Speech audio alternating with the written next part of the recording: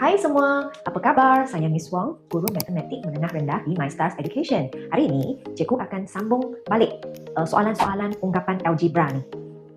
Okay guys, soalan hari ini, ungkapkan A sebagai perkara rumus ya. Soalan dia, B sama dengan, soalan 1, B sama dengan punca kuasa A per 6. Cara nak selesaikan soalan ini sangat mudah. Awak kena tengok apa yang dia nak rumuskan A. Jadi A dekat sini ya, sebelah kanan. Awak kena pindah ke sebelah kiri. Kena buat macam ni dululah. Sebab dia nak cari A. Lepas tu, korang nampak tak topi macam ni?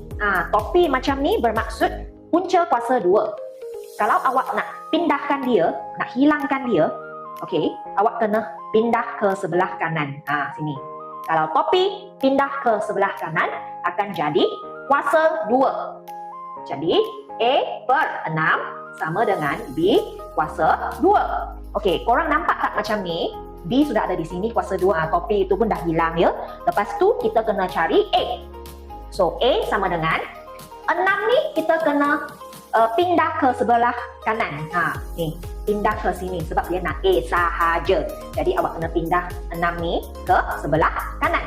Jadi 6 B kuasa 2. Masih ingat tak kurungan dia maksud apa? Kurungan maksudnya darab. 6 darab B kuasa 2 akan dapat 6 B kuasa 2. Jadi A sama dengan 6 B kuasa 2. Itulah cara penyelesaian soalan matematik. Senang kan? Jumpa lagi.